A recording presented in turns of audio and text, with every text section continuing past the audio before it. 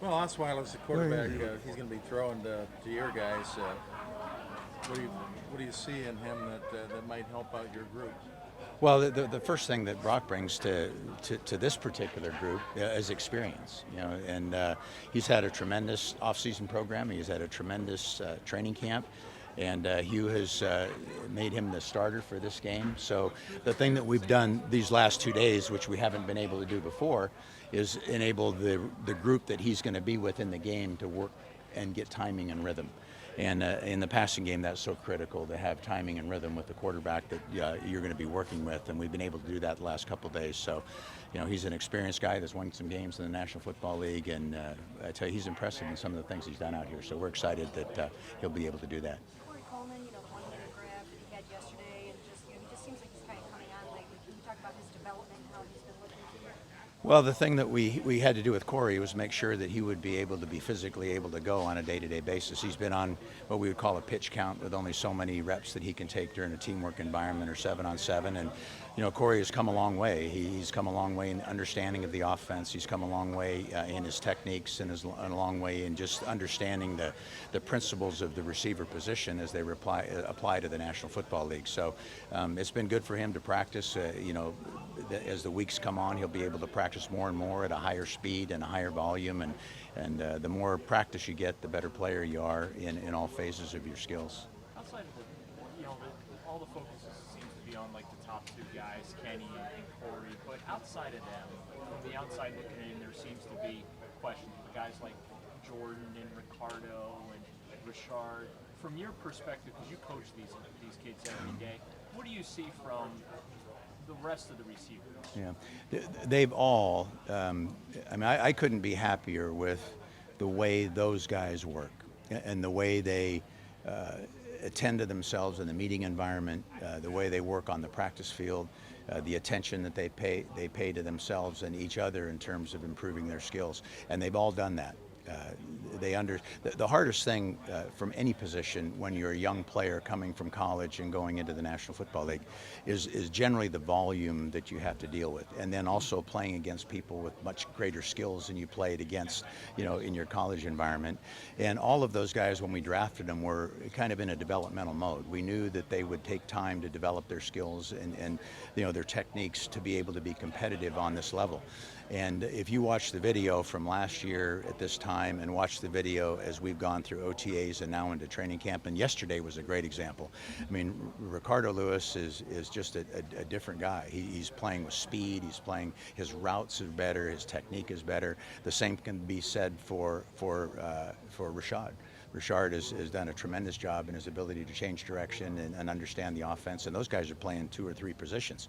And Jordan has done a much better job in terms of his acceleration, the techniques that he's using. So we're excited about their progress, and now we're going to play some real football. So we'll see if what they've done from this point will go ahead and translate into their performance on the field against New Orleans. And I'm really, really excited to watch those guys play, because I think they've just really, really, really developed some skills that are a much higher level than they had last year.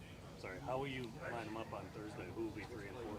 We haven't talked about that yet, and it depends on what quarterbacks are going in the game. We'll match them up with the quarterbacks, and we've done a little bit of that yesterday, and we'll do some of that today, and we'll make those final decisions tomorrow. We shouldn't assume that Lewis will be the third. Well, they're going to probably go in as groups, and we're going to talk about that from game plan specifics. How does Kenny's physical nature kind of separate him from other receivers? It seems like he's able to kind of body up. Yeah, that's his game. Every receiver has different skills, and you don't train them the same way, and you don't ask them to do the same things. The great thing about when you have receivers or running backs or tight ends, the thing I learned a long time ago from a guy by the name of Don Coryell was don't ever ask a player to do what he can't do, and put him in a position in your scheme to allow him to accentuate his skills and his abilities. And a guy like Kenny is a physical man. And so the routes that he's going to be asked to run and the things that he's going to be asked to do will probably involve him in more of a physical nature than it will some of the other receivers. So he brings that element to us, not only as a receiver and a guy that gets open in a contested environment, as he's someone that can run with the ball with power, and he can also block.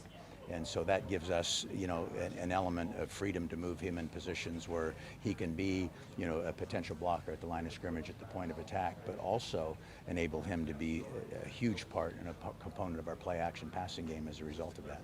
Al, can you just talk about Duke Johnson as it relates to him being basically part of your receiving core, essentially, in a way, and what does he bring to you guys in that? Yeah, I've been fortunate in my career to have guys like Duke Johnson that have not only great running skills, but also skills as a receiver and skills as players in space. A guy that I saw the other night comes to mind, a guy named Marshall Falk. I mean, we had a kid in Kansas City, or in San Diego, actually, Lionel James and Gary Anderson, that were the same kind of players, and Dante Hall in Kansas City, running backs who had multiple skills and were able to catch the football.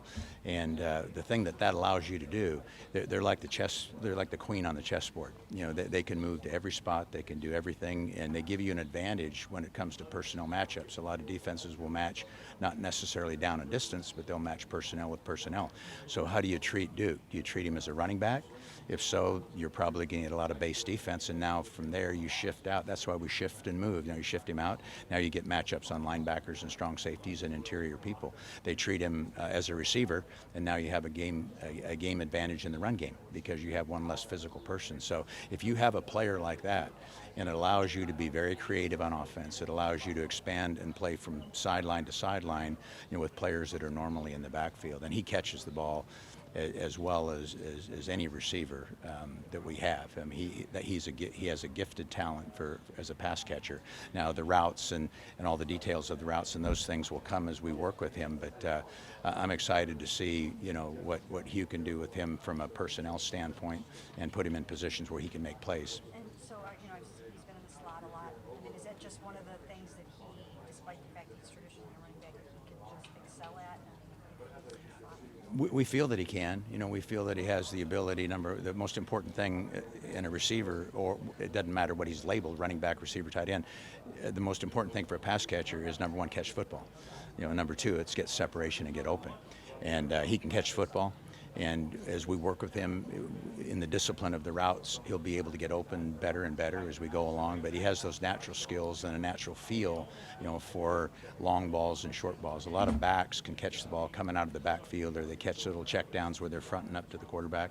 The most difficult thing for a running back is to catch the ball going away from the quarterback, where he has to judge the ball in the air, where he has people in space. And Duke has a natural feel for that. So we would like to accentuate that and give him the opportunity to use those skills. I can take two more, and then I've got to run.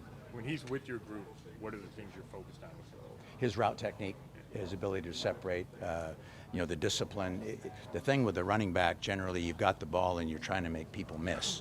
The hardest thing for a running back is if they have to go vertical for 12 yards and then make a change or a break and there's a defender there, it's real hard for them to stay on that track. There's a guy there and they run away from him. So all of a sudden, instead of a 12-yard route, it's a 6-yard route. He's standing over there wide open and can't figure out why he can't get the football. Well, every pass route concept is timed up with the quarterback's drop. So what we tell them is you have to be where you're supposed to be when you're supposed to be there, and you can't fool the quarterback. And that's the hardest thing for someone who is instinctive. That's just a hard thing for them to do. But he's an able student, and he is very receptive to learning those kind of things. And I think he's going to be a dynamic player in this league as a real versatile guy that can both catch and run. Al, what have you kind of seen from some of the you talked about the second-year guys, but some of the other guys like Rennell, Josh Boyce? Yeah, and they're in the same boat. I mean, we are so much further ahead right now in the techniques and the responsibilities of those players and that position than we were last year. And they're all just getting, incrementally better in their own individual way. The thing that we need to see now, we've got 4 weeks to see them in a competitive environment against pretty good football teams, in playing football. And oftentimes when the light goes on, or the lights go on, and you're watching players out here, that are in a familiar environment, all of a sudden, each defense that we play now is going to be different. Each player on defense is going to be different. It's almost a game plan environment.